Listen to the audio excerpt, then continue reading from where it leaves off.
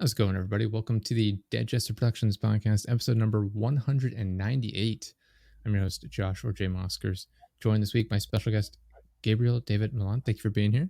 Thank you. Happy to have you here. Why don't you tell people a little bit about yourself, what you have going on? Sure. My name is Gabriel. I'm 29 years old. Half French, half Danish. Long story. Mainly grew up in England.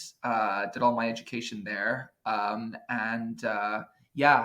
been really obsessed since the some of my first memories with anything creative, music. We're talking dance, any way that I could express whatever I was going through, anything painful, even not just difficult things that were going on in my life, but also very joyous moments. It was the first thing I would think of is like express my joy through whatever, through movement, through writing, through reading books.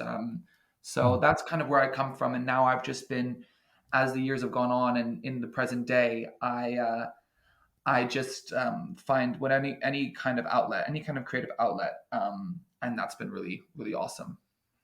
Nice. Yeah, I'm excited to have you here. We talked very briefly here, but before the start of the show about just wanting to have an outlet to express, our ideas and things like that. What was there a specific way you got started with that? Like maybe like writing or art or something like that? I would think, looking back at my life, I think probably some of my first memories of that was I was at all. When I was really young, probably around 6 years old, we went to Italy for at a campsite, a campground, and we spent the whole summer there. Mhm. And the leaders or the organizers of the in the campground, they would put on like talent shows and things like that. So Yeah. I'd already been dancing a lot just as a kid, just like spinning around, enjoying that kind of expression. And my sisters were encouraging me, like, why don't you go and talk to the people that are preparing the stage now to do a dance or anything, sing or whatever. Mhm. And of course, I was a bit shy, but because of my personality, I'm quite an extrovert by nature. Mhm. I got on stage and I wasn't afraid or anything. I did it. I had a lot of fun. But so that was like a first thing. But as we talked about previously before we started recording, my first real passion came from reading, and then through Mhm. reading, writing poetry and uploading it online and connecting with other people in the kind of poetry community, and I started to find like my people through that, and that kind of fed getting that kind of feedback, that kind of sense of community and creative community that I would encourage any creative to try and access. um, it just kind of, that kind of blossomed through everything, and then I was writing short stories when I read The Hobbit for the first time. Mhm. I decided to, it was very inspiring for me as a young kid. I started writing like fantasy short stories and Yeah. little articles, and yeah, and it just went from there. It just kind of snowballed from there. Nice. Did you view it as like from a sense of, oh, I'd like to get this published and get this in front of people, or was it just I want to write this as a means of just getting it out, just enjoying the process, not necessarily looking to have it in front of other people?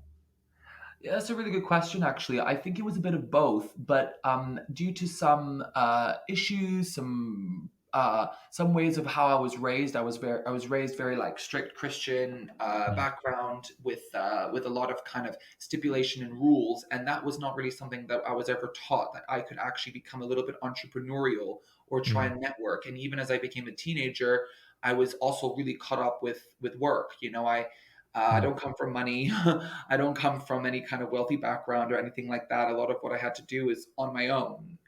Living in London is very difficult if you don't have a lot of money, like I did when I lived there.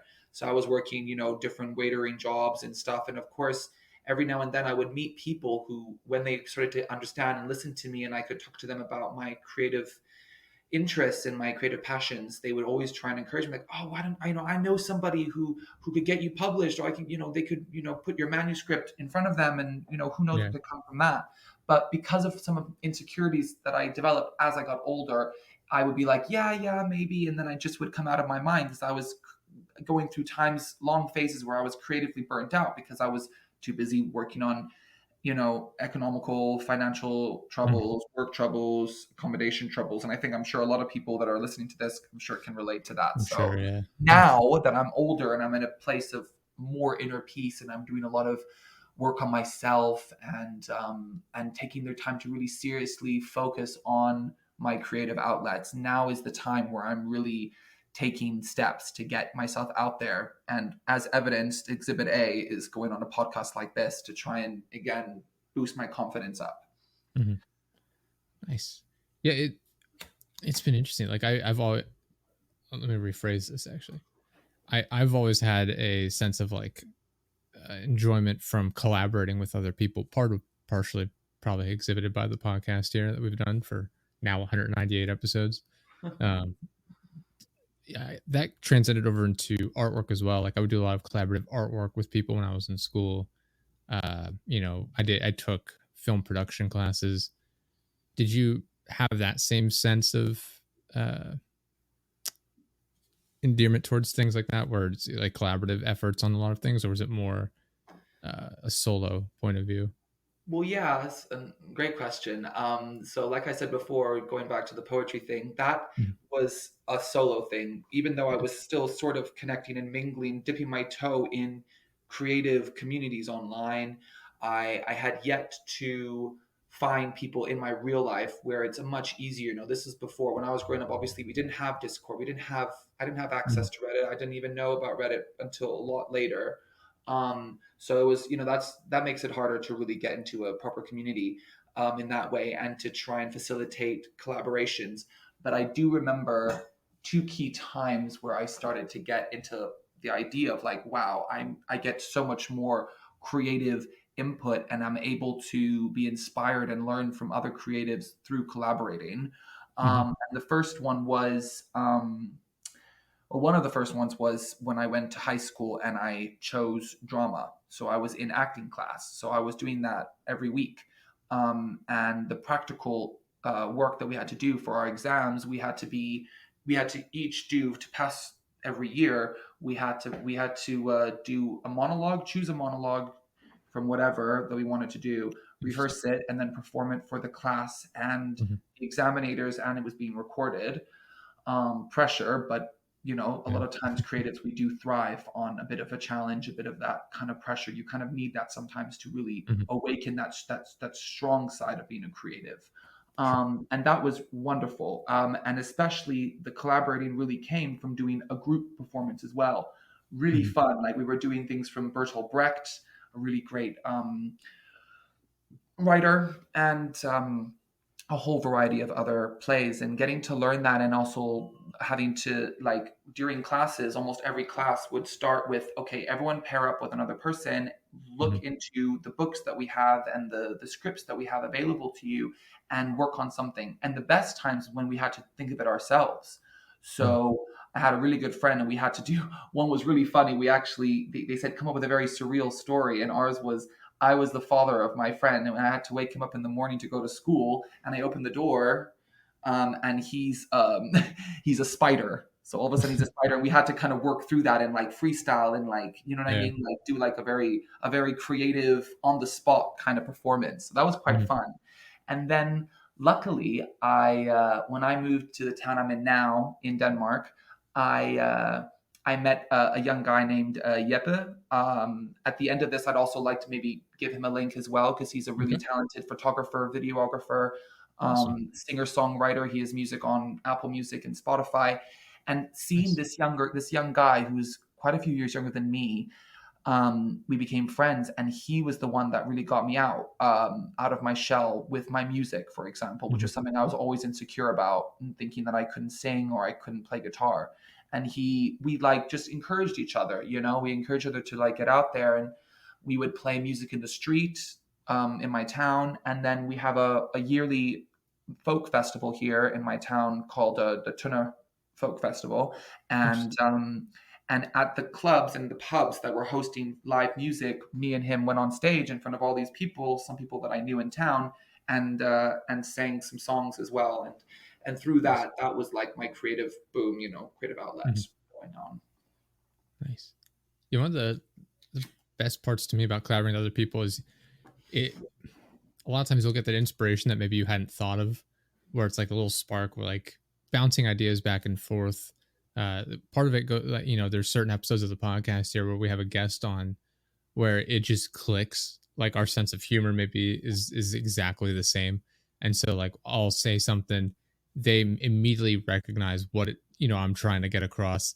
They say it like another, joke back or something, and it just bounces back and forth because we're on the exact perfect wavelength. The same thing can happen, like you mentioned, doing basically improv on stage or anything like that, where it just sometimes it just clicks perfectly, and just having that other person to bounce back and forth off of really helps draw out the highest level of your creative skills. I totally agree with you. Yeah, totally. And I think as well with the friend I was telling you about, the one that we Mhm. played live together recently. Um, Before that, it was I didn't really have friends. A lot of my friends were kind of more the party folk. You know, we Mhm. as young people we can get drawn into that environment, and a lot of those people, while they may have a lot of interests and stuff, you're usually just meeting them for drinks. You know, and you're just meeting them I to see. have Yeah. fun, and it's kind of I don't mean this in a judgmental way, but it's like more shallow. Like it's not getting to the depth of like what gives your life a purpose and fulfillment. Mhm. You're there to have fun and kind of distract yourself from that kind of stuff that you're usually thinking Yeah. about when you're sober. But with this guy, it was the first creative person that where one of my favorite things about collaborating that I've learned about since starting to collaborate is when you have an idea and your ideas kind of align and match up and then Mhm. you're saying at the same time you're like okay now let's do it you record something like we recorded a video of me dancing kind of interpretive dance kind of modern style dance and while watching it back, we were just so excited. Both of us just had the exact same response to it. We were just like this like immense joy and like being so impressed with each other, with ourselves. And that moment of like where you're like just like we were just like so excited. It was like, that's amazing. I can't believe you did that. You got that shot. Like that shot was the Yeah. one. I can't believe you got that close up, things like that. Mhm. Yeah, it's a ton of fun, especially when like you said, when it works out perfectly just because of the way you're able to go back and forth with one another.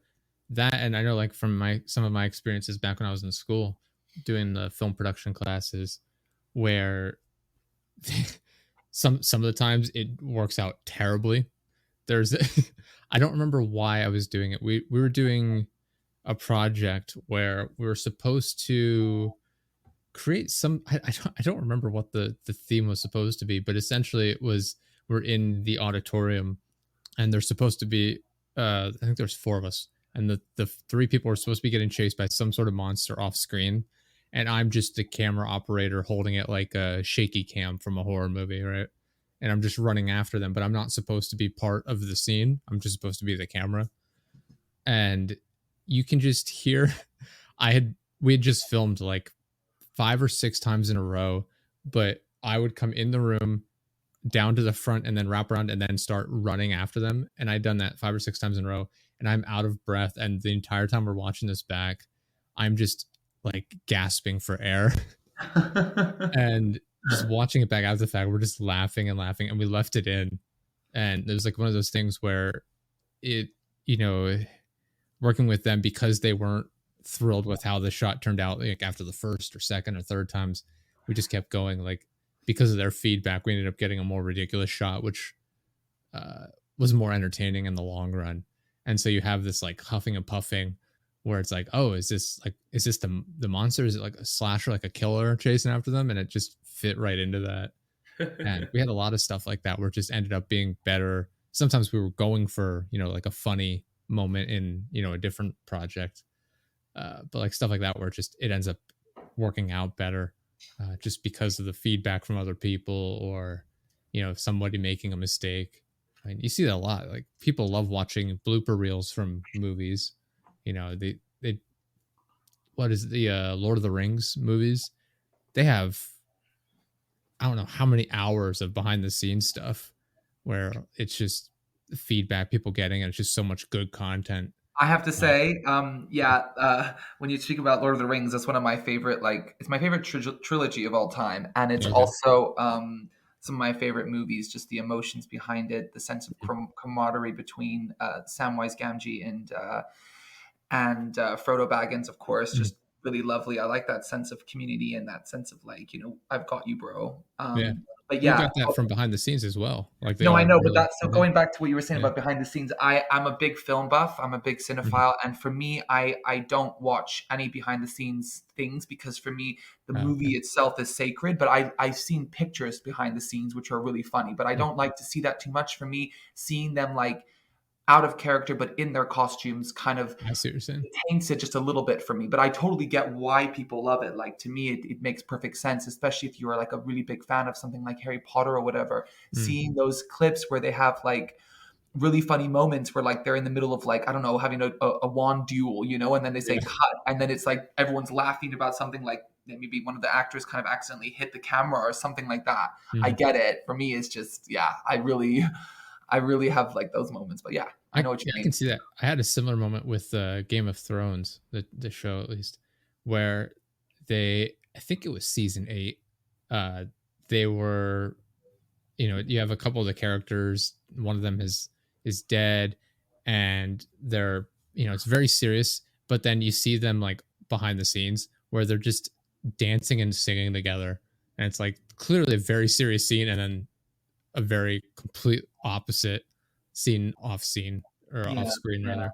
And it's really weird to see. It's like off putting because then when you go back and watch the show, it's like, but there's like singing and dancing after this. Like Yeah, I get what exactly. you're saying with them being in character and I have to say as well, because yeah. like going back to what I said that I read, I did 3 years of acting school. I Mhm. took it very seriously, and I did a lot of research on acting. I had to write long dissertations about the acting process, and then I also did film studies for 3 years, actually Okay. four, um, which was also one of the ways that I got into acting as well. And the movie making business, I learned all about close ups and this and I had to do, for example, one of my favorite directors is Stanley Kubrick, and I had to do a whole presentation on him, PowerPoint presentation with choosing this certain aspect, like what are some of his calling cards as an auteur of cinema.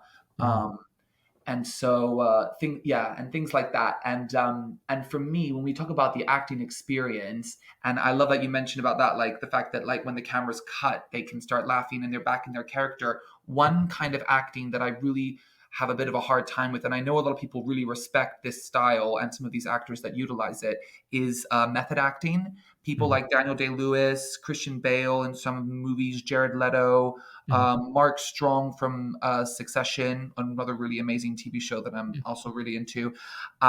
Behind the scenes, a lot of actors have expressed the difficulty of being around a method actor because they kind of cut the mood out. They are Yeah. like withdrawn. They are sitting in their trailer, for example, smoking cigarettes if they're playing like a chain smoker, and they're forcing Mhm. themselves to do all these things, filing their teeth down to play like a serial killer or whatever. And a really funny story that I'll never forget, and one of the reasons why like this solidified my idea of why I don't really like the method acting skill is I don't remember what film it was, but Laurence Olivier, like a veteran of the stage, Mhm.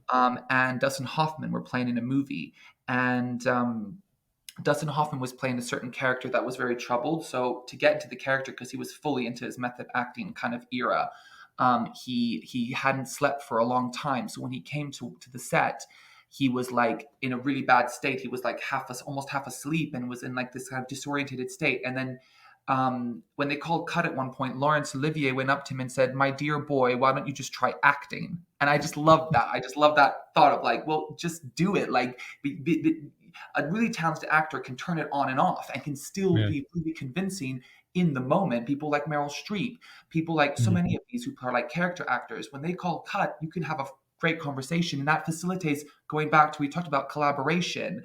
Method actors, a lot of times, they're not really able to collaborate because they're doing it. They're the odd one out. They're kind of Yeah. I stuck and see. Yeah. secluded and in their mind. But when you're collaborating on those moments, you can have those lighthearted moments and then get back into character when the director says action. Mhm. Yeah, it's like I said, I feel like you never hear. I'm sure there's actors that do method acting that are perfectly fine on set, Mm, but mm, I feel like you don't hear about it because it's not interesting. You know what I mm, mean? It's and you always hear about like method actors who it's like, Jared Leto sending, I think it was on Suicide Squad, where he's like Yes. sending dead mice to people or something, and like it's almost harassment at a certain point.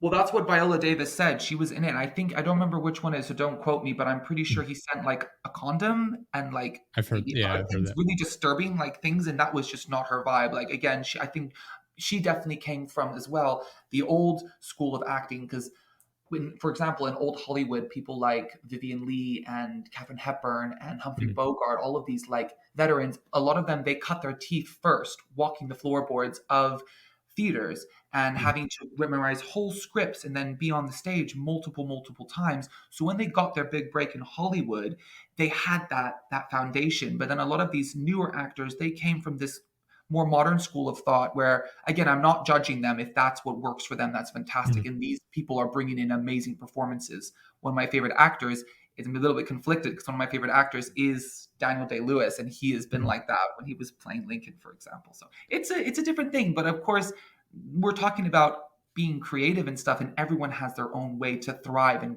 For creativity, and sure. that needs to still be respected as long as these actors and these creatives are respecting people and not hurting people in the process. I think it's fantastic. Yeah. I actually did want to ask you, I don't, in broad strokes, I don't need the specifics, but just out of curiosity, like how does acting school work? Like, how do they break that into classes? Like, I've always been curious. Bring what into classes? Sorry. So for like acting school, like what are they actually teaching? Like how to address your, co-performers, the camera, like so to speak. Like what are they actually teaching, I suppose? It's a really good question. Yeah, I could definitely speak to that a bit. I do remember, like, of course, in the preliminary stages when I was first starting, I didn't really have a lot of acting experience. Of course, I mean, Mhm. with also my Christian background, we did have like a dance troupe and a singing troupe, um, to sing like Christmas carols on stages, and we were booked on Oh, different stages in my mhm. youth. So I think that's what started me on the path of like when I get to high school, when I get to college, I need to be doing acting. I need to take it seriously and learn about it. And in class, like I don't know, the teachers were fantastic. Again, the teachers that I had two different ones, and both of these women started on the stage, so they had a lot of understanding of like different methods of acting. So you have Stanislavski's method, you've got different ones. I don't remember all the specific names of them, but you have different ones. So to really get a foundation of acting in acting class, you do a lot of that work. You research, and you're constantly taking home work with you, research papers to Mhm. read about, to write essays on, to be graded on. So when you get to the acting class the next time when you're handing in your homework, a lot of my we would also discuss that. We would sit there all together in like a circle and discuss what we learned. Who likes the Stanislavski method? Would you use that? Sensory memory, recalling Mhm. memories of your past to help you to let your emotions out. So it was a lot of that, Okay. a lot of like theory, which I don't know if all acting classes have this, but I'm really grateful for that. Um, and I guess yeah, it's just playing by ear. You reading, for example, The Visit by Bertolt Brecht.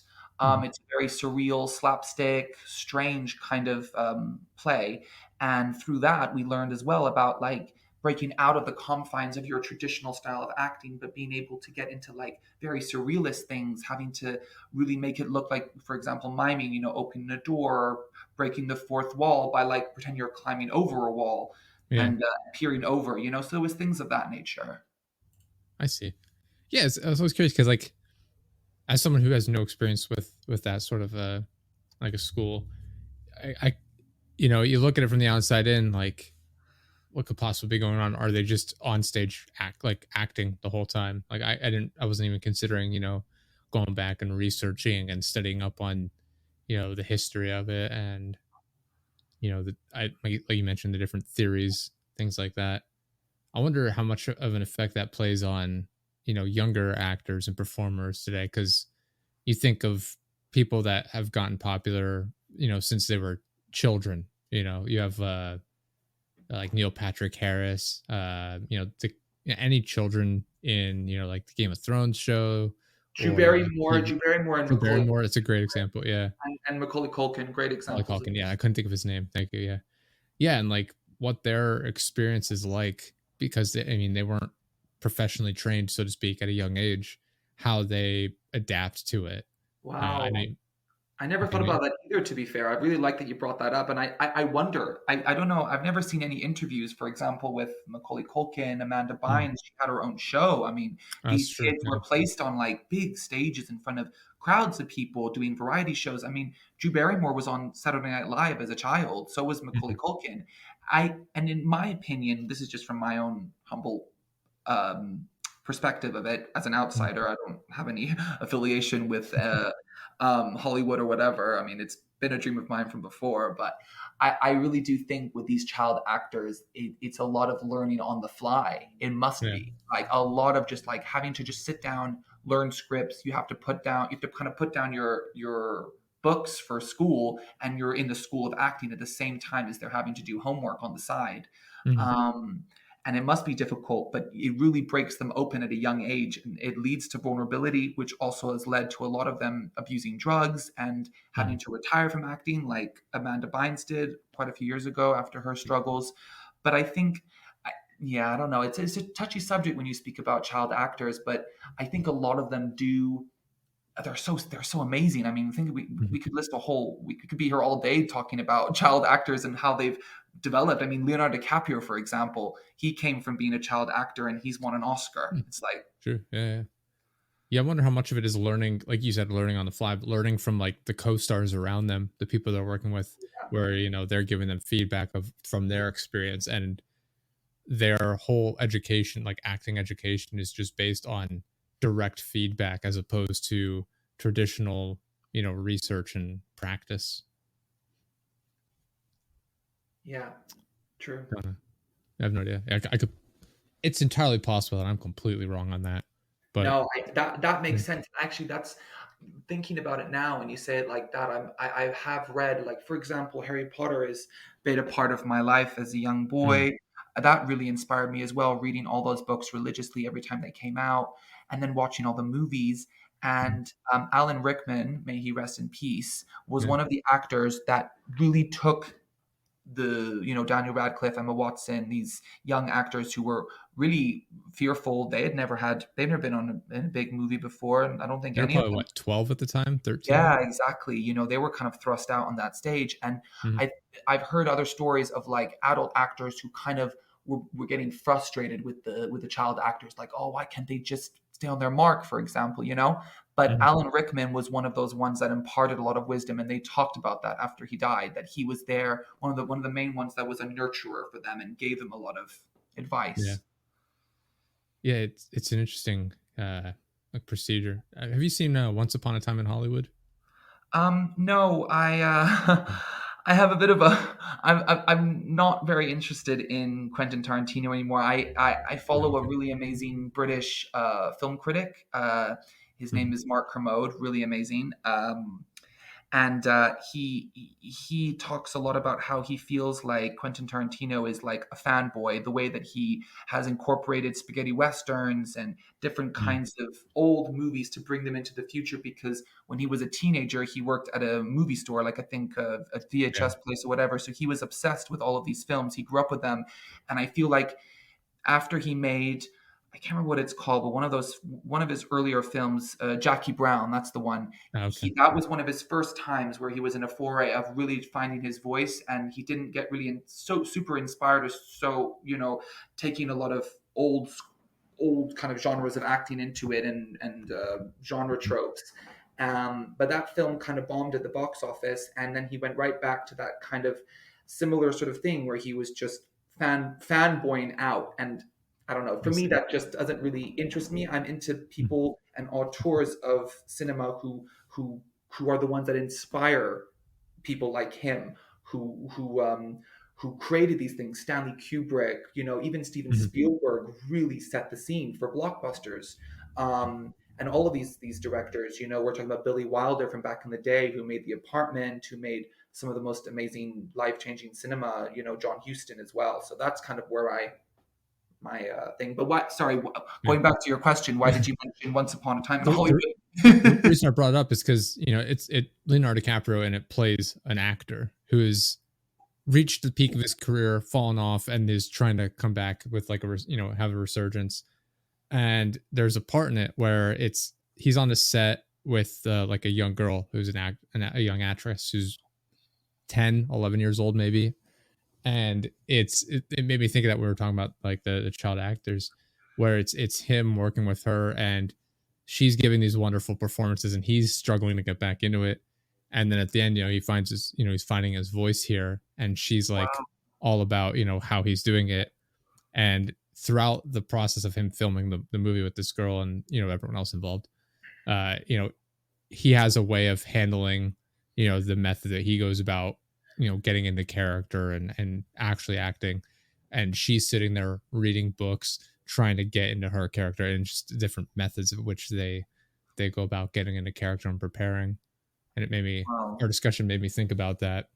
So I wasn't sure if you had seen it or No, not, but well, that's interesting. I do have a lot of people who watch that film and are obsessed with it, and I Mhm. get that because, and I like that you mentioned that because I don't that I part of it of the movie I don't know, but I know there's doesn't Brad Pitt in it play like a stuntman as well? So it shows a lot of like the behind the scenes of Hollywood in that way because he plays a stuntman. Yeah, so the grand overview of the movie is what I said about Leonardo DiCaprio, and then Brad Pitt is the stunt guy for Leonardo DiCaprio's character, and they have like, I'll make up like 25 years of experience together, and so they're basically best friends, and so they're everything they do together, and so it shows a lot of behind the scenes of Leonardo DiCaprio as the actor, and then Brad Pitt as the stunt guy, and obviously it's paying homage to a lot of different pop culture icons, so to Yeah. speak. I mean, that goes back to, like I was saying, so obviously acting for me is a big one, but Mhm. music and music production is a big one for me too. And that is also really relevant to the music industry because there's a lot of musicians out there that have a hard time finding their voice, whether it's like a Mhm. pop star, for example, who has signs to a record label that micromanages her work and says like, for Mhm. example, Kelly Clarkson, she was a great songwriter, but with her first couple albums, she mentioned later that she wasn't able to write her own songs. They were finding people to write for her. Mhm. Um, and I think when you do, again, going back to the collaboration thing, when you start to collaborate and get some more freedom with that, I can't imagine sitting in the studio when like these amazing, like, you know what I mean, like heroes of the music industry are working together and collaborating and just like Yeah. just freestyling, for example, just playing randomly on the drums. Nirvana, for example, when they were in their infancy stages as well, having that like collaborative spirit and energy there, where you're feeding off someone else's energy because maybe you're a bit lost, you're a bit creatively burnt out.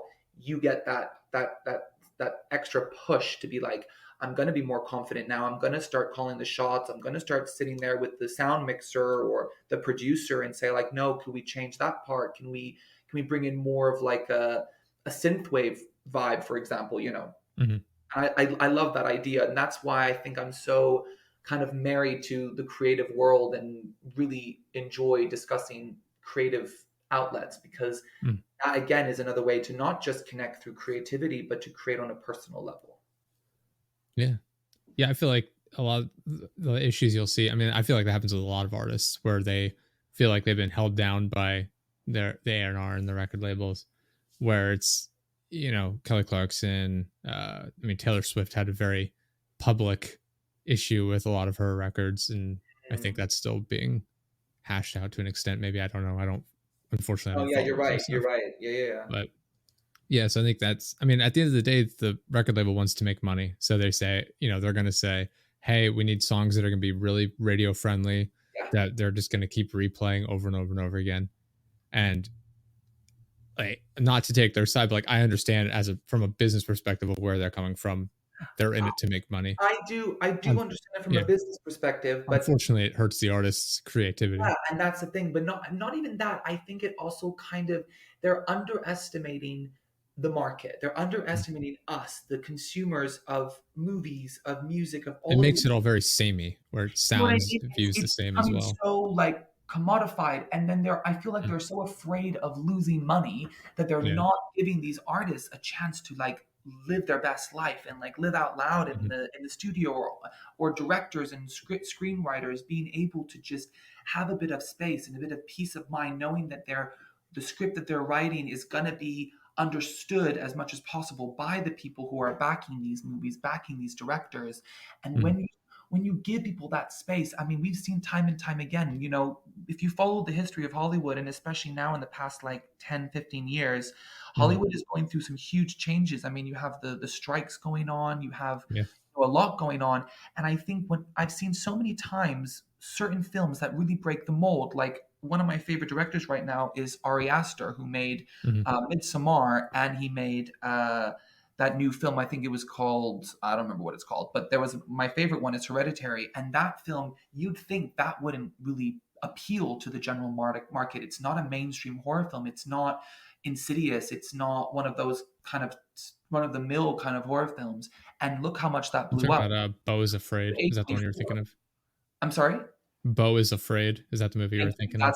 Thank you. That's the one I was Yeah. thinking of. But I love that idea of like, well, finally A24 and some of these things are finally slowly starting to get back to that old school of Hollywood and even the music industry Mhm. where you give someone a chance and they know the market. A lot of these people, they're young people, but the A&Rs, the ones that are backing movies, paying out to directors or wherever, a lot of them are older people. They don't have that. They're not on the ground the way that Mhm. young creatives are. If you give them a chance, they know what other young people want to listen to and watch. Yeah. Give them a chance, and they'll prove those people wrong. Look at the success of Everything Everywhere All at Once. Mm. Like if you had, I imagine the pitch for that movie was ridiculous. It probably made absolutely no sense, but it was wildly successful because the through line for it is like the family connection, right? And how no matter what they would always be together and so on and so forth. And so like the message at its core is very easily understood, I suppose. And so people got that, and then in the middle, obviously, you have all these wacky visuals and alternate realities and so on and so forth. But it was wildly successful for what it was. People were happy it was something different, and on the opposite side of that, to an extent, I mean, I'm kind of biased. I'm not a huge fan of superhero stuff, but Neither am I. you, Neither am you I. see it now with a lot of the burnout regarding like Marvel movies, where Mm. people are saying, it's all of them, a lot of them feel very copy and paste, and that's very much Disney and saying, "Hey, these are the markets we want to hit. We want to hit the largest possible audience. We need these sort of bullet points included in the movie," and it becomes very much like a scientific approach to filmmaking as opposed to an effort in creativity. Exactly. When you corporize, I'm not sure of the word. The corporate world has too much sway, Hmm. businessmen who don't have any real understanding of what it's like to be a creative, what it's like to sit with your typewriter having to come up with a new film, and they're going through all Hmm. these script changes, and a lot of script writers, they get pushed out. They're the idea person. They get pushed Yeah, out because it's not the direction they want.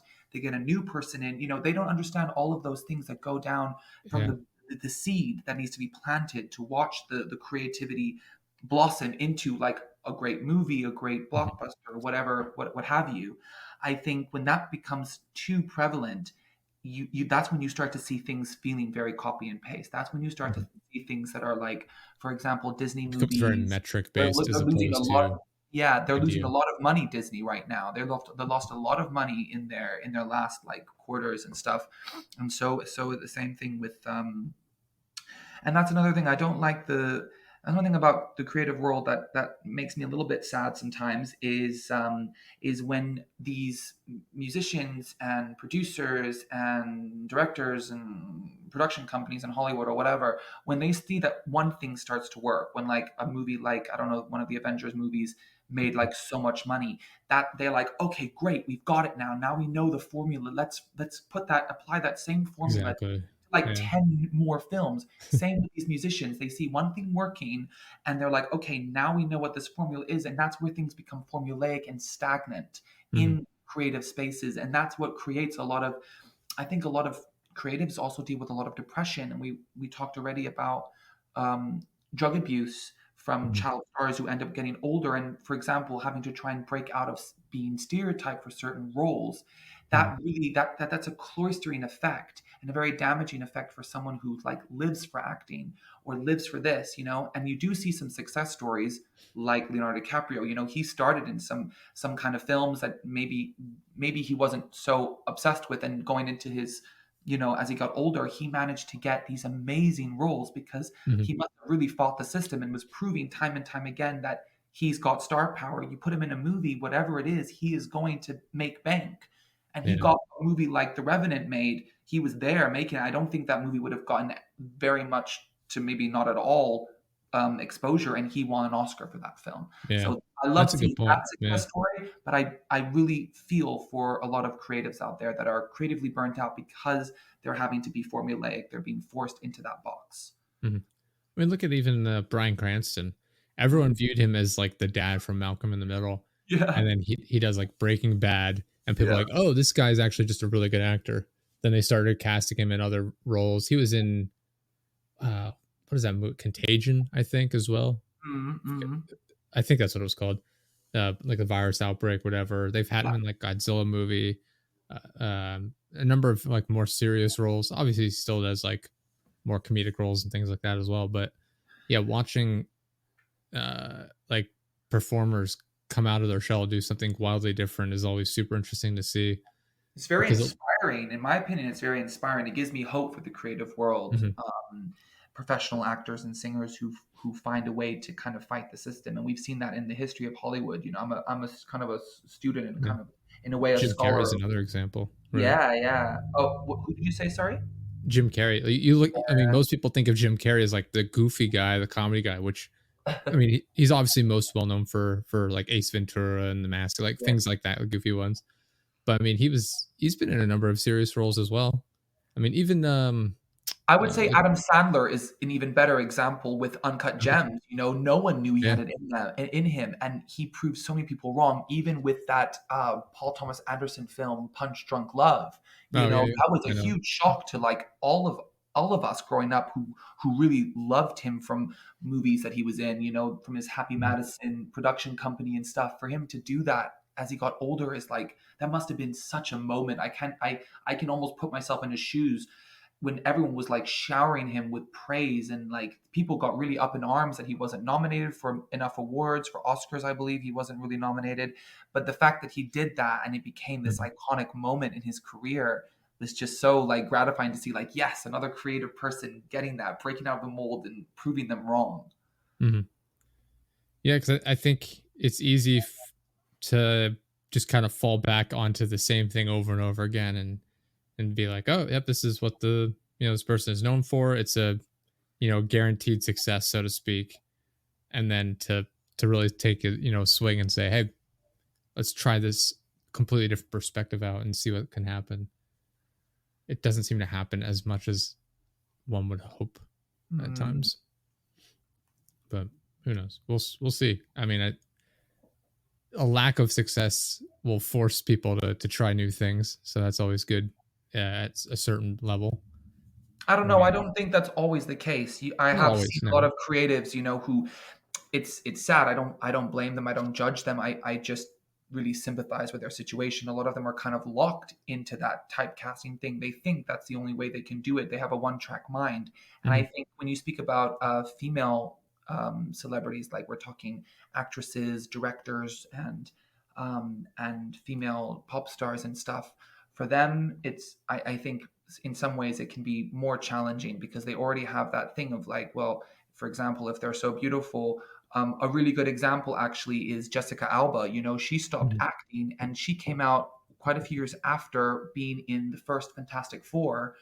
And she said that while she was on set, the director was getting frustrated with her performance when she was crying in a very emotional scene. And he mhm, basically said to her point blank, you need to cry more pretty.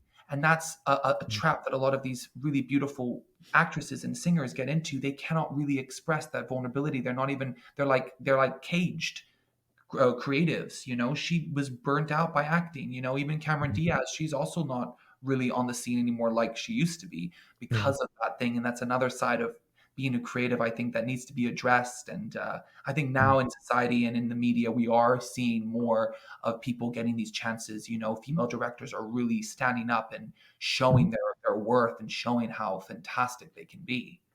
Yeah. My point was that, with all these Disney as the example, they're having some what they would refer to as failures with, I think the new Ant-Man bombed by their Mm, standards. yeah. A number of their shows aren't doing nearly as well as they'd want. And so throughout these failures, they're going to try new things because they realize the formula is not working anymore. And so that might provide opportunities for people to be a bit more creative True. and get out their ideas more if they're, you know, quote unquote desperate for Yeah.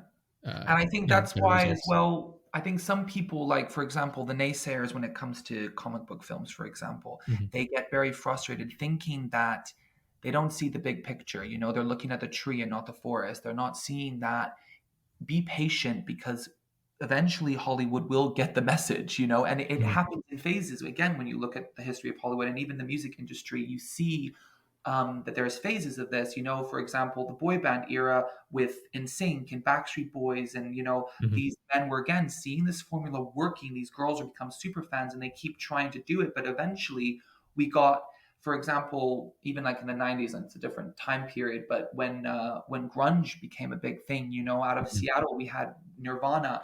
That was nothing like what was being platformed on mainstream radio. And look how big they became. They opened the door for so many other grunge artists, Hole Yeah. with Courtney Love, and so many others. You know, you could list a whole list of them, you know. And then again, that phase kind of phased out, and then you started to see a different thing. Rap music started to become like the number one genre, and sometimes rock was being pushed aside, but it goes in Mhm. cycles. The world is cyclical, you know, governments, politics, everything is cyclical in society. And it applies to the creative world as well, where you see these things, where you see superhero movies having that formula, but eventually they move on to something else, and they sort of new trend. I think that's understandable in a way. Mhm. Yeah, and like, I mean, you see it even in movie genres. You look at like the 50s, 40, 50s, 60s area, like in that sort of area. Westerns were huge. Then you started moving more towards. I mean, over time, you have a lot of sci-fi films got really popular. Like war. I mean, even earlier. I mean, you have war films were super big for a while, and it just goes in, you know, like you said, in waves. Superheroes are obviously super popular now. I think partially too, the technology at the time can kind of assist in driving a trend.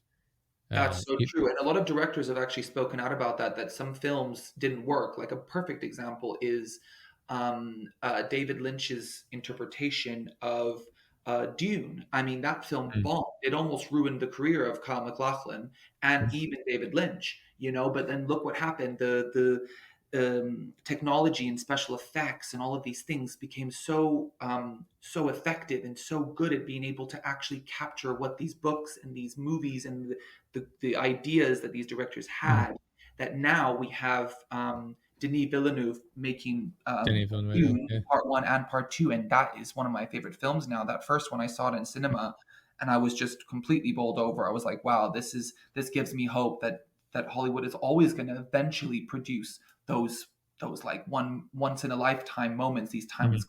classics to this day. Yeah. I know it gets a lot of flack, and I don't view it as like an amazing, like it's not my favorite story, but like the Avatar films Hmm, are technologically very, very impressive, and you true. couldn't have made those, 15 years prior. Yeah. Right. And that was another case of, the technology being available. I think that's a completely proprietary technology as well. I don't know that other people use that specific No, I whatever it haven't. is they're No, doing. I think you're right. I don't see it as much. It was really James Cameron, who's another, I mean, veteran like that man. Like when Mhm. he made Aliens, you know, a lot of people, I think they were not looking forward to the fact that they were changing directors. But I mean, Yeah. that film is, in my opinion, it's almost better than the first one. He really just Mhm. took control. He grabbed that story by the balls and was like, no, we're going to do it like this. We're going to come up Yeah. with our own thing. He's a fearless director, He you know. I mean, he's always done stuff like what is the Oh, I can't remember the one with Bruce Willis where they're under the water. I can't remember what it Oh is. yeah, I know what you're talking about. It's the one, oh, I don't remember the name of it, but I know what you're talking about. Yeah, I mean that one was another one where it's like, I mean, not even crazy in some aspects, but just the way they're filming it, they're under the water all the time. You know, the way the suits work, where they're filling up. I know they've. I was trying to find this real quick. The Abyss. The Abyss. That's the one. Thank you. Uh, I'm almost positive they have Bruce Willis in the suit, like the diving suit, and they fill up his helmet with uh some sort of purple liquid of sorts. I can't remember what it is specifically, but it's supposed to be like breathable. So while he's under the water, he can breathe.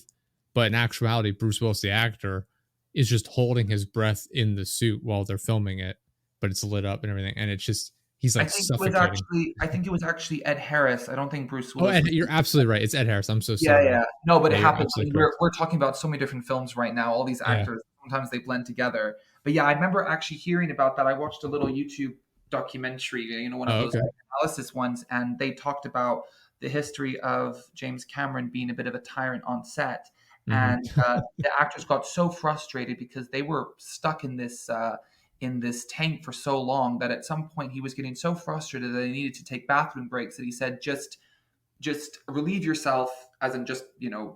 uh, urine, obviously. Leave it, relieve yourself in the tank, and that must have been again like really, really difficult. And he's had a history of that, and that's Yeah. another side of the creative process that can be very challenging when you're working with directors, music producers, whatever, in any avenue of creativity, and you're dealing with these kind of tyrants. But at the same time, this is not me really like judging him too much, because at the same time he's still really respected by a lot of those actors because Yeah. they can respect and they can recognize this man has a vision and he's got a bit of a one track mind, and it can Hmm. happen to us as any kind of creative. We can get in that kind of zone where we're like a horse with the blinders on, and we're just like we know what we want to do, and we need people around us to be respectful and understanding that this is the vision that we're going for. Whether Hmm. it's David O. Russell, who was also got into a fight with George Clooney, and actually they actually came to blows. Like, it must be difficult in the moment, but when you see the finished product, you're like, well, at some point, obviously, it was controversial, it was difficult to handle, but again, the creative process can be so volatile sometimes. Hmm. Yeah. It's an interesting, thing to have to go through. I mean, you have to imagine, especially with the Abyss, how much time they're spending underwater. They've got to be like exhausted from dealing with, like, physically exhausted, mentally. It's just like, all right, we're freezing cold, we're in the water. They've just got to be in bad moods to begin with. Like, the whole experience must be miserable. But then Mhm. at the end of it, you get to see what you made, and it's like, all right, this is impressive. Like, I can. And actually, in defense of James Cameron, he would say as well, and to this day he does say he doesn't expect anything from his actors that he wouldn't do himself, and a lot of times he did do those things himself. In Mhm. Titanic, he was in the water with Kate Winslet and Leonardo Yeah. DiCaprio. He was right down with them. He's not this like high and mighty kind of guy that maybe some people might see him as, some megalomaniac. Mhm. He's on the floor doing these things. He's right there with the actors, working with them. And I guess sometimes they do need a bit of a push, maybe every Mhm. now and then. It's Yeah. a complex subject, very nuanced. No, it's absolutely right. Because like I said, I've seen like the back behind the scenes like documentary of the Abyss, where they're talking about Oh, like being in the water the whole time. Like, this is so, like, we need a break. oh, I'd And love to then see that. they complain. I'm gonna make up a number here, but they say like, oh, it's we're exhausted. We're in the water for 12 hours. Oh, but for like 3 days a week. But then we realize, oh, James Cameron's in the water for 14 hours a day, 7 days a week. Like, who are we to complain? You know, and stuff like that. Yeah, True. it is interesting, the dedication people have to their craft. I mean, look at Christian Bale, insane body transformations he goes through in such rapid periods of time. He went from, I think it was, I forget how exactly it went, but it was like Batman. Then he went to the Machinist, back to Batman, you know, and so he was big, like strong, really skinny, back to being big and bulky and strong. He did, I think it was Vice, where he's Dick Cheney, where he put Yeah. on a ton of extra weight, and it's like, Even American surely that's Hustle, even American American Hustle. Hustle. Yeah. Yeah. But it in that way again, I do I'm not the kind of person when it comes to being, I'm not a super fan or fan girling out like a lot of people can be, and that's fine if they're into that. But because of all the research I've done, by being around actors, by being around Mhm. directors, obviously amateur, not kind of amateur directors because it was during my education, obviously it's a different thing, but Mhm. through that, I think something that I find a little bit difficult to see is when these actors are doing extreme changes, because I Mhm. think it should be more like a lot of the really great actors never did that. Meryl Streep never really took Yeah, that level. I think it should be more about the internal thing. You need to put your mind in that character, but the putting your performance body as through opposed that, to the you're taking a dress. beating. You're taking a beating physically, and I think Mhm. that puts more pressure on these actors. And I can't, don't quote me on this, but I remember there was an actor, and I'm pretty sure it's Christian Bale, who stated that he's done with that because it really did mess him up. Mm. Machinist was a really great film, but that was a dark film for him. Like Yeah. to be that skinny. Same with the Joker with Joaquin Phoenix.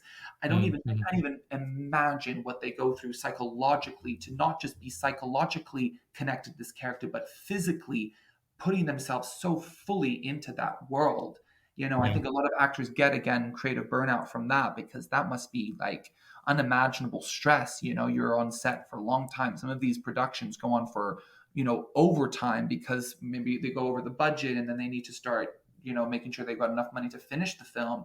It must Mhm. be just everyone, the whole collaborative situation with the editors, with everybody on set, even the handlers, the PAs, to be around that environment and to for have people like Christian Bale dealing with that.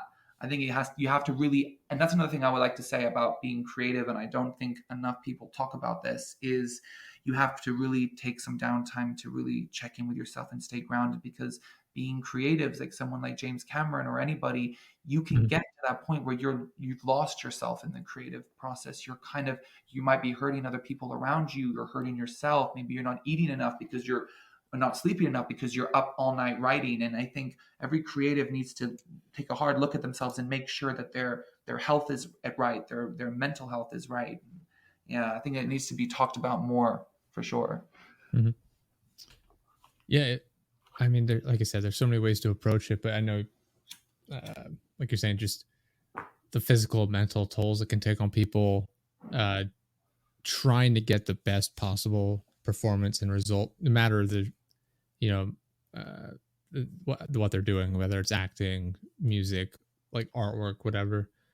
Uh, it it's a grueling effort when you're really giving it your all, and then just seeing the results. Like, it should be based on like whether or not you're happy with it, as opposed to how much you've suffered to make it. I I mean, mean, I've there. had that. Like, I've been like that. I mean, I'm not Mhm. a professional creative at all, like by no means, really. But I've gone through phases where I was that person that was staying up all night writing. I couldn't stop, and there's a beautiful side to it, and there's an amazing side to it. But I think some of my favorite creators are actually, and creative people, writers or whatever, are the ones that they take their breaks, and they've checked in with themselves, and they know when it's time to kind of check out a little bit. They don't let Mhm. it super affect them, because another part about the creative process, especially with writers and people who do a lot of solo isolating work, I think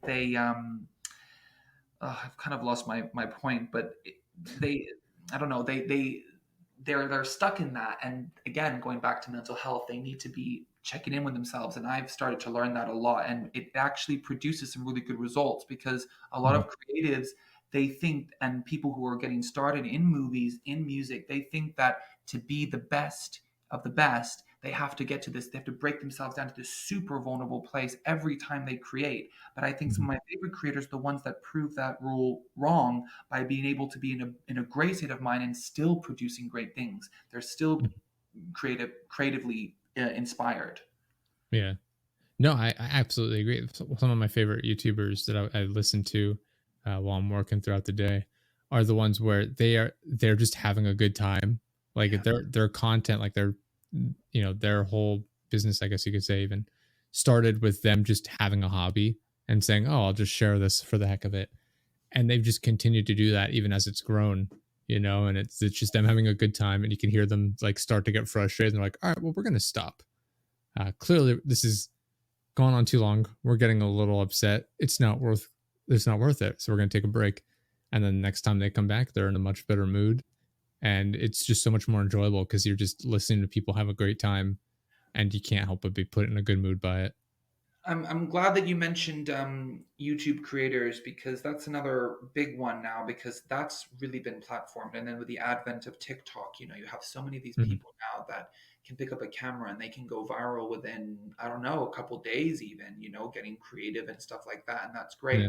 But when you talk about YouTube creators, I don't know if you know that guy, Fusi. I don't know what his real name is, but Fusi, It he sounds talked a familiar. lot about how he was creatively burned out, but he kept forcing himself. And then he had that public mental breakdown where Oh, he I know who you're talking had about. that, Yeah. you Yeah. know what I mean? There was a pop up somewhere in town and he was taking his shirt off and he was going absolutely mental.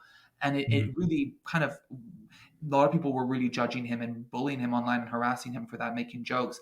As a creative myself, my heart just went out to him. I was just like, damn, that guy needs to really take some time. And I'm really glad that he has. He's a lot better now from what I heard recently. And I think, again, when these young kids are starting up on YouTube and becoming creators and they're getting this platform, they're becoming almost, they're like the new child stars, really. And they maybe sometimes they don't have the right people around them to say, like, watch out because what you're getting into, you need to be prepared for the level of scrutiny you're going to get if you blow up. They need to have Mhm. people around them, like even a therapist, for example, because it's a whole different kettle of fish. When you're on YouTube, your life is completely splashed out everywhere. You have these channels now, these commentary channels that are making videos almost daily talking about, this YouTuber has lost their mind, this TikTok Yeah. creator, Charlie D'Amelio is acting out, and it's just like really sad that they focus on it. But then I always feel for them at the end of the day, even if I'm not a fan of their content. I want them to be protected Mhm. and know and check in with themselves and have that support system. Especially with how like social media, I'm including YouTube in this, just the way it works, where it's just there's so many people with the constant need to be online, so to speak, of like having their videos up on YouTube, TikTok, Instagram, whatever. There's that, and there's this constant sense of all it takes is one big video and I could be famous. I mean, live And streaming as well. That must be huge pressure to be live streaming with all these thousands and maybe even tens of thousands of people watching you, and mhm, there's no editing. yeah, it's just that, and like, but the allure of like instant fame, so to speak, Mm. where it just people are sacrificing their mental well-being in an effort to just get that one viral moment. Yeah, and I'm really glad actually, because I'm always, like I said before, I'm 29. Mhm, When I started out my creative journey, I was not all over the place. I mean, I wasn't getting a huge fan base, and actually in 2009, around the same time that like a lot of YouTubers like iJustine and Shane Dawson was becoming very viral, and YouTube was kind of in its infancy stages before it was sold off to Google. I mhm, started a YouTube channel in 2009. I was very yeah, inspired by people like Shane Dawson and a lot of the other YouTubers that I was watching, and I'm glad that I didn't blow up. I'm really glad when I look back that I had some fans. Of course, I had some people that were yeah, really responding well to my comedy stylings. I made a lot of different types of videos. I back in the day we also had collabo channels, like collabs where like you'd have like five different YouTubers and then they would have their own yeah, channels and then they'd have a collab channel. That's not really a thing anymore, but I really like mhm, that sense of thing. And that's again tying back into what we talked about with collaboration. There was a lot of that kind of stuff going on. And I think now, I didn't have TikTok. There was no TikTok back then. There was no, live streaming and mhm, Discord or whatever. And that was a time where I think a lot of younger creatives and YouTube content creators and stuff had a bit more, there was a bit more sanity in that situation. And mhm, now, and then I stopped my channel, after about 2 years. It was not, I kind of got, again, I got kind of creatively burnt out and I was very happy to just take my space away and from that platform and just focus on mental health, self-care and honing my craft before getting out there and being public. I think a lot of people don't do that. And I think it's very mhm, kind of sad. They throw themselves out there right there in the public the minute that they get an inspiration for something and then they wonder why things are not really working out for them because they didn't mhm. prepare themselves for that level of potential virality or a lot of exposure and stuff. And I think it's so important again for us creatives to really hone our crafts solo and with collaborations with good friends, people that you trust, and people that respect you in your craft. And then when you get to that place of like, right, now it's time to channel everything that I've learned, all the research I've done, all the preparation I've done on myself and my creative outlet. Now I'm ready and strong enough to put myself out there, and I can handle whatever comes. Mhm. Yeah, I feel like a lot of times, a lot of people will view successful influencers, to use the word, they'll view that and be like, oh, look at it's just them making a quick video or something, and that's their day, and Yeah. they don't realize the whole behind the scenes business going on and everything that comes along with it. It's not just an easy walk in the park like it's made out to be necessarily. They Yeah. don't realize, just how much stress it is. Like, all right, I got to set this up. I got to plan all this out. I got, sponsor deals I need to work on in this aspect, is the editing, right? There's so much more management going into it than they realize. And I think a lot of people want the benefits of having that audience and the money that can come along with it, but they're not prepared to deal with the stress of running a functioning business, which is Yeah. what's required to be, a content creator, like a successful content creator, rather, as a profession. And I think that goes back a lot to one of my favorite actresses, actually, which I don't know, a lot of people might find her a little bit, I don't know, ditzy or whatever, but it's Cameron Diaz.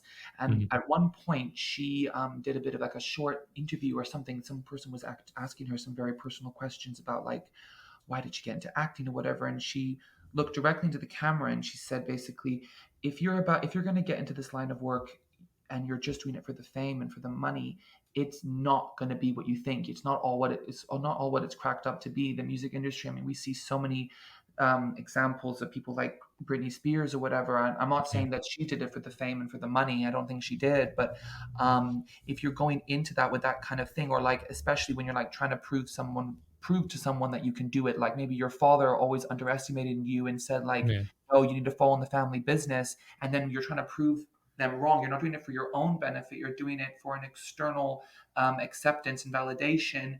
You Mhm. end up feeling very disenfranchised, very like jaded and stuff. And it should come from a place of like, no, you love what you're doing. You're Yeah. a content creator on YouTube because you love what you're doing. You're a podcast leader because that's what's driving you. It comes from a deep place of, no, I need to get my voice out there. I need to be on those stages. I need to be in front of the camera. And that's Mhm. where you become a really kind of more healthier actor, because it's coming from that place and you can always center yourself, even if you're having to act in a big blockbuster and you're an actor that's likes to do indie films. You can still go back to that thing of like, well, no, like I did all that stuff. I already did those indie films, and I will always, no matter what environment I'm working on, any film, I'm going to remember and remind myself that like I'm doing this for a reason. I'm not doing this for a paycheck, just for a paycheck. Of course, they Yeah. need to put food on their table for their family, but at the same time, it always goes back to them. It's a burning passion for it. Mhm. Yeah, it can be very, very difficult to turn your hobby into a career without ruining the hobby for yourself. Mm. You see that, like, you see that a lot with people who, like you said, with like streaming. You see like video game streamers, like how many of them get absolutely burnt out on it because they just don't want to play anything. I mean, that happened to me when I was home during the Wow. COVID lockdowns. We were streaming 8 or 9 hours a day, 7 days a week, and it's like, this is exhausting Mm. because it's you don't get to enjoy it from the aspect of like, a casual, so to speak, where it's like, all right, I want to just sit down and just do this today. It's like, nope, I got to make sure I got my A game on. I got to make sure I'm interacting with the people that I'm talking to. Exactly. You're putting on a performance for 9 hours Whew. essentially. It's like Mm. you can get burnt out on it. Even like YouTube, where it's not live necessarily. I mean, they have YouTube live. I get that, but like from YouTube videos perspective, And I think as well, you get burnt out.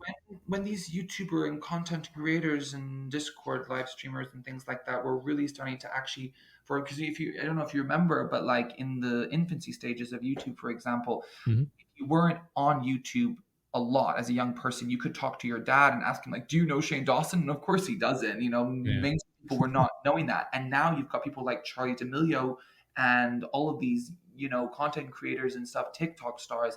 they get a lot of press even to this day. And I think a lot of people give them a bad rep. They're like, oh, they're not real actors. You know, they're not actors. They're not like doing anything super creative. They're just on there, just showing their lives. But I Mm. think when you look back on it in hindsight now, I really think that when you talk about, for example, with you, with the live streaming, I'm not trying to compare with Mhm. actors, but they have times where they can go home and shut everything down. They don't need to be on Twitter because they don't need to promote themselves. They have got Yeah. promotion going on. They do their press junkets and things like that.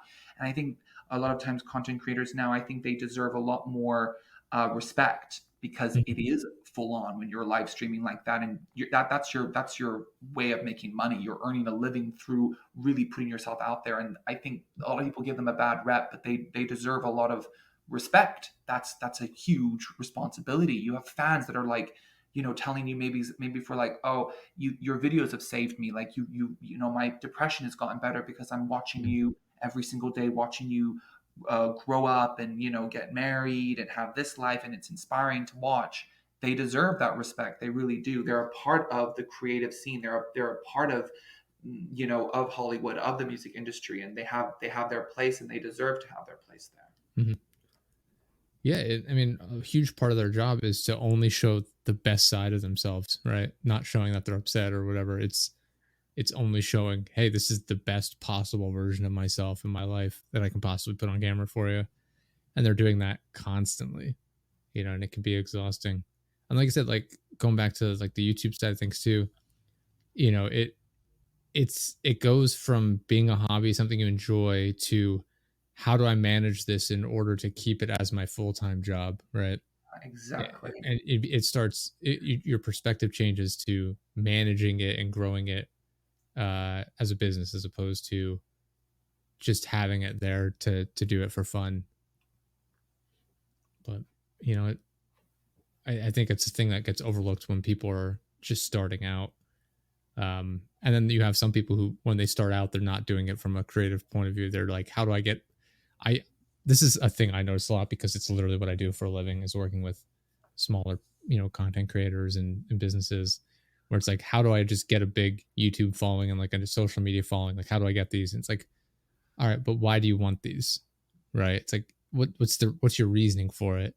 Because if you're just coming at it from the perspective of, I want attention in order to make money, it becomes very obvious, right? Like if I go to someone's YouTube channel and the entire video is, oh hey, how's it going, everybody? Like this is my new product. Here's how you can buy it. See you later. It's like nobody wants to watch that. Nobody wants to buy your product.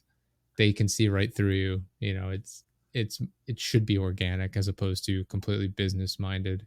To an extent, I understand the need for like advertising placements and things like that, but it it's the mindset has become very different ever since YouTube has become very commercialized, and just social media in general has become very business minded So from true. where it was originally.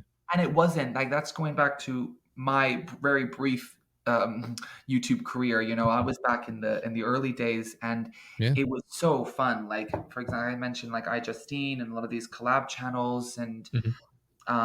they're not all coming to my mind now because a lot of them have stopped. They've retired from YouTube, and they're now like fathers and mothers, and all of that stuff. But I really liked the environment back then because William it Johnson. I was wasn't trying to all think of of that his name. stuff. We didn't He was. have any of these channels that were critiquing YouTubers Mhm. as much. You had VidCon, and everyone was just so happy to be there and to see their favorite YouTubers. And they weren't putting their life so much out there. It was like sketch comedy. It was very simple, kind of fun, Mhm. really fun, lively, positive stuff. And I do feel for YouTubers that are starting out now as young creatives, 17, 18, 19 years old, because they're exposing themselves and risking a lot by doing what they're doing, because they will get those people that are going to critique them for little things they do, like they say one wrong word, or they, you know what I mean, they Mhm. say something that's maybe in the moment, something funny on like after like 3 hours of live streaming, and then they're in that moment where they're just kind of hyped up or kind of having fun, and they say one wrong thing and they can get canceled. Yeah. um I and think it's there's like, a certain naivety towards the mm, permanence of mm, the internet as well. Like they're putting these videos out there of themselves, and sometimes not at their best, not like especially like streamers. and then all of a sudden it's like, oh, this is a viral moment. It will never disappear ever, right? Same thing with the popularity of like OnlyFans and like sexual content. It got huge because people saw it as a potential way to make easy money, so to speak. And I think there's gonna be a lot of people, not to like put people down that do it or anything, but like I think there's gonna be people later on in life that realize, oh, I wish I hadn't done that. Well, actually, it's happening already. I have read some articles and some women that have spoken out now and said actually OnlyFans is technically a scam because they think that, for example, if they don't have a pre-established, virality, or they don't Mhm. have like a fan base already on Twitter or wherever, and they're going on OnlyFans and they're making this content, a lot of them are actually not making the kind of money that you'd think. They're like, oh, Mhm. I'm in the top 0.5% of like the top creators, or like I'm making that kind of money. And a lot of times they're not making that kind of money. And one woman kind of Yeah. made a joke about it, saying like, I realized by looking at all my finances and budgeting that actually I could make more money working at McDonald's than on Mhm. OnlyFans. You know what I mean? That's another Yeah. thing. People need to really go into creative spaces or content creator spaces with their eyes open, with doing a lot of Mhm. research. Reddit is a great place. I use Reddit daily to be a part of these communities of people, for example, podcast subreddits, and learning from that, researching this kind of stuff, seeing what these people are talking about. And really young creators that are getting to these spaces, they really need to look up and listen to and try and get advice and listen to the wisdom that is being imparted by veterans of these Mhm. creative spaces and content creator spaces to really see. And that goes back to what we're talking about with child actors, learning on set from other actors, not thinking they can just do it all on their own, but really listen to who's been in the movie business for 30 plus years, where they're just starting out on their first film, really Mhm. listening and digesting, food for thought, to actually facilitate more growth and more healthy responses to being in creative spaces. Yeah. Yeah, and going back to finish my point too, like it, it's about approaching it from an aspect of it. You can't just look at it from the best possible angle, right? You can't Yeah. just look at it and be like, oh, if everything goes well, this is what'll happen, and then ignore the negatives, right? Mm. And like going back to what I was saying about OnlyFans too, like a lot of people get into it, they don't think about the permanence of like having this stuff available online, but then also the percentage of these people that start these accounts make almost no money, and then realize like, okay, well, I regret doing this. I haven't made any money, and I've really put myself out there. And it's not just that; it's YouTube, everything like Twitch, Instagram, Facebook, TikTok, whatever. You're really putting yourself out in front of all these people, Yeah. and you're just at the whim of the internet, so to speak. And But that's you know, again where mm, you think about some of these YouTubers and these TikTok creators, where they're not doing it for the right reasons. They're looking to get their 15 minutes of fame, and that's why, not to judge them at all, but I'm just grateful that for me, my gravitation is toward making long-lasting art that I can be proud of. Like I've put mhm, myself out there. For example, now I'm working on an EP on SoundCloud, and it's my first foray into using FL Studio and Ableton and things like that. I'm mhm, learning on the fly. But when I put something out, I'm not going to ever look back and think that was, I'm going to regret that, because people will know, and I know intrinsically that I was in my infancy stages, and it's very maybe kind of primitive, but mhm, I'll look forward to revisiting those first forays into music production, and harness that and learn from that and get even better. So I think when mhm, it comes to this stuff, if you're coming into it with 15 minutes of fame kind of energy, and I'm not, I started just as an amateur and started to learn to accept that and be like, well, it will come. Everyone has their own journey when it comes to being creative, and not just creative, but in the education system, in, an accountant, for example. You can't compare yourself. A lot of people compare themselves and get very envious and jealous of people who are so successful, but like, we all have our time. You can be 18 and be at the top of your game on YouTube, or you can be making videos consistently for like 3-4 years, mhm. and um and by doing that, you get to that place. We all have to be patient with ourselves as well, and like I said before about self-care, it's so important to remember that you are on your own journey. Take your Mhm. time, be patient, it's Sure. going to come. Yeah. Well, before we wrap here, is there any final parting advice you'd give people who are looking to get started on a creative journey in any aspect? Yeah, I've touched on some points, but I can I'll just kind of state them now. A couple of the ones that are already in my mind and things we've already discussed and things that you've also brought up. I would say, first of all, really hone your craft. Really look actively and work hard on trying to find good, stable, supportive, people you can collaborate with. And you're gonna come to a point where you're gonna find some people who are collaborators that are not going to be good. They're not going to facilitate your growth or inspiration. So make sure that you are aware of that and filter through the ones that maybe are not going to be the right people for you. But eventually, you will find someone. We all have a lot of commonalities. When you're creative, you will eventually find people like that. So really take your time, and I would say be patient. Really check in with yourself and enjoy the process, like we were saying before about the YouTubers that you like, the ones that are really enjoying the moment and really appreciating it. And Mm-hmm. just really hone your craft is what I would say. Work hard on it, be motivated, and allow yourself, even more importantly, in some ways, allow yourself to go through the slumps, because even the greatest writers of our time went through writer's block. Directors Yeah. have gone through years of not making movies. Some of my favorite directors, I'm still waiting for their next movie. They made one like, back in the 90s, for example. Mm-hmm. Take your time. Don't force yourself. If you start to feel like it's hurting you psychologically, take that time. Really take that time to really check in with yourself, and then you'll come back to your creative platform and you'll be ready to, So that's the best advice I would give. Awesome. Thank you so much. Yeah. Where can people go to check out all of your work? Um, so on Instagram would be probably the best place. I've got a private Instagram, well, not private, but like I don't really put too much creative stuff on there.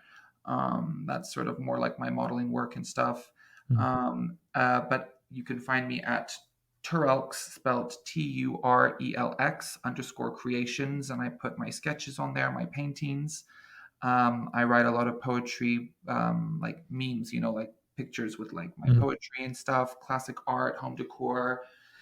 Just so you can watch my, be on the journey with me to see like the improvements. So that's where I would say. And just recently, it's in the infancy stages right now, so it's not really started fully. But if you just give me a minute, I will find it.